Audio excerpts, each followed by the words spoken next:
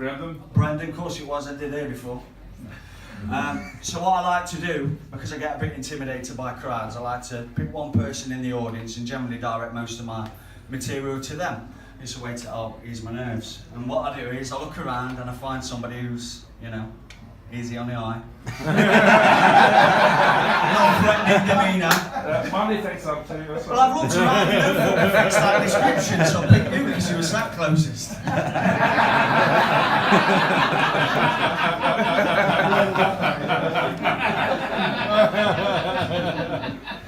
So my apologies, allow me to introduce myself. You did hear, my name is Ian Pesquier. Not a lot of people know that, with good reason. I've grown up so hard, ain't it? Yeah? Made it even harder having an unusual surname. I got some right shit from the kids at school for my name, it was horrific. Still haunts me to this day. I get a chance in the corridors, people shouting, "Pet shit!" Very fucking nice, is it? I get biscuit, it's a bit more friendly, a little more acceptable.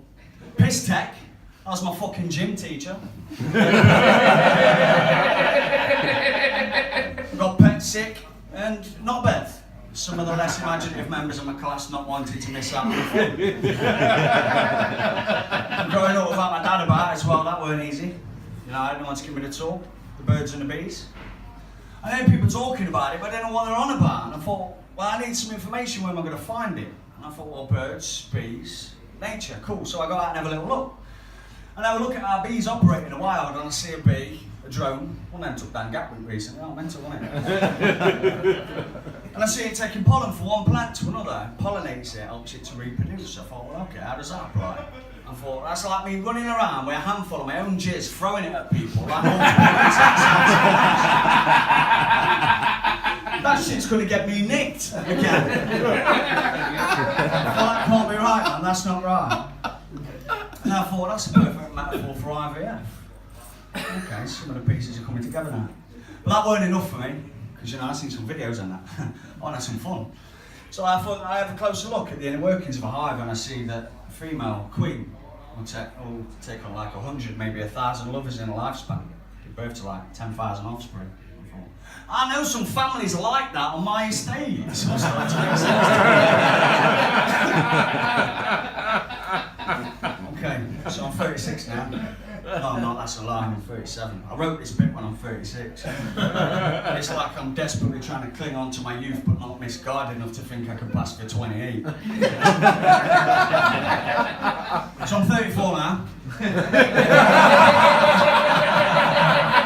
I never thought I'd live this long, I didn't. I had a midlife crisis at 14. I get with a girl half your age at that stage in your life, it's not applicable, so I went out and got a really big fucking skateboard. And I grew up in a tin pot town in the middle of nowhere. Used to be a one-horse town, but the locals melted it down for glue to sniff.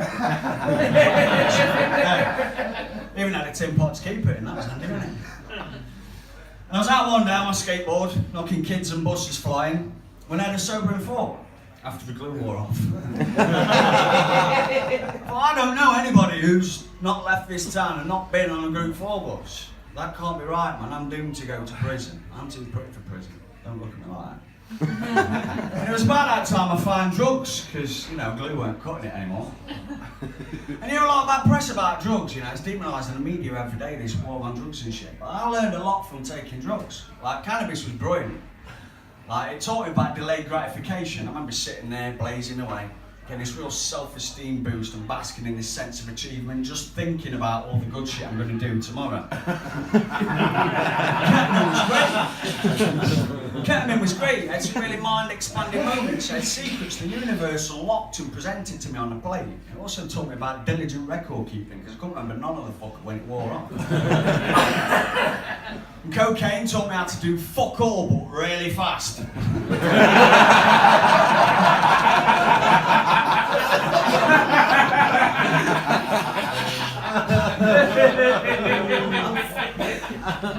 Well, I'm asking this shit all night. Heroin taught me about determination, grit and steel. Steel had to do that a lot because that shit's expensive. So I found myself in prison. And if you listen to these Daily Mail readers, they're going to tell you prison's too good for them, they get 3 meals a day and a TV in a cell. And that's all well and good, but the food shit, there's fuck all on.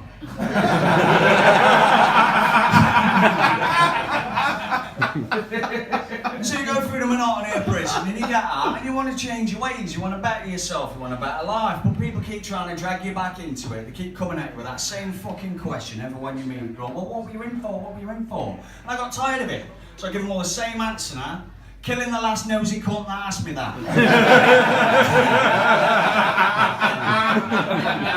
What really baffles them at that point is not the threat of immediate physical violence, it's them trying to figure out I've been sent down for a crime I've not yet committed. That's someone I can see, I lost a few of you there, didn't I? I get it about 3 AM, I'll give him a number, you can text me an LOL.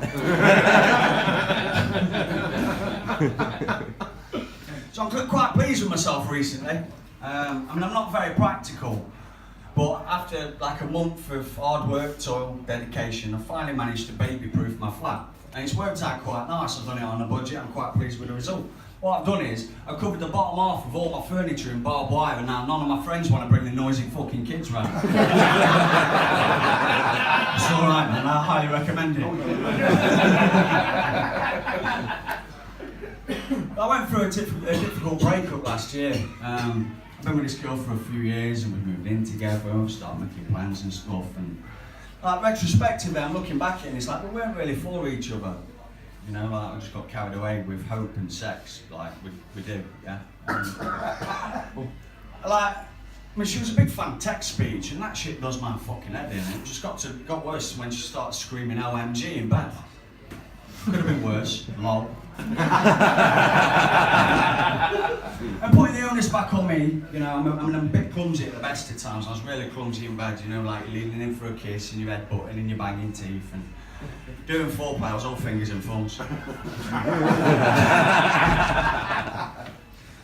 Like, so it got to the point where I wanted to break up with her, and you know, I needed to have the talk that it's not you, it's me. I'm really fucking sick of you. I didn't want to do it face to face because she was prone to violence, but I thought it's a bit callous of me to do it by text message. And we've been doing a course at work about effective communication methods, so I thought, what can I do? So I decided to break up with her by a smoke signal, set fire to her car.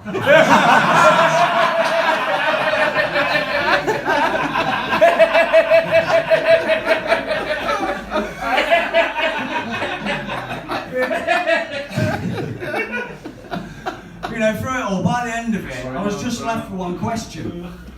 Who gets custody of the sex toys? Because I paid for the fucking things, it's only right I get to keep them. But then what do I do? Because, I mean, I've not consulted anybody, but it feels a bit improper taking them into the next one.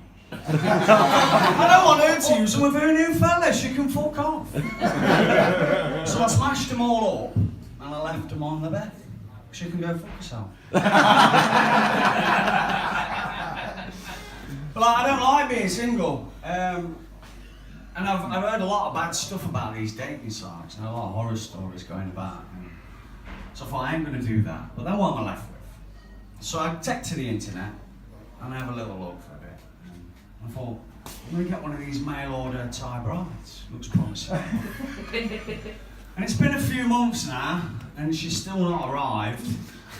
So what I did is I sent an email to the company, and sadly they forgot to put air holes in her crate, and she died in transit. Rest in peace, mailing, I barely knew you. So through the breakup and the loss of mailing, I'd had enough. But being the responsible man that I am, I decided to leave a will. And so I left everything that I own to a local cats owner. About £5 in debt, because fuck cats. And after exhaustive research in my tool shed, I can categorically tell you today that cats do not have 9 lives. And there are 17 ways to skin one. I'm just bringing you the facts as I find them. And then so after all that, I ended up in counselling, and after a lot of intense sessions, I finally got a diagnosis. I'm an insomniac, kleptomaniac with coprophilic tendencies. What that means is I got tired of taking other people's shit. That wasn't an easy joke to write because I can't spell. You know, I opened my bin this morning and a fucking wasp flew out. At this time of year. I mean, what kind of sick fucker throws a wasp in the bin?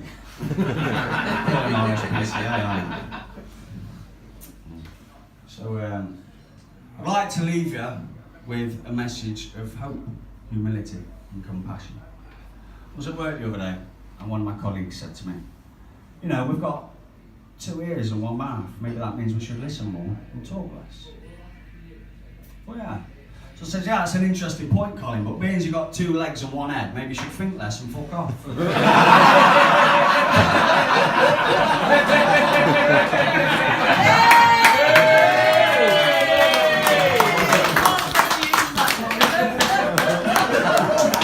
good, very good. He didn't like that, he found it a bit impolite, so I says, well, okay, fuck off, please. So I'm going to fuck off, please. Applaud loudly, you never know who's listening. Cheers.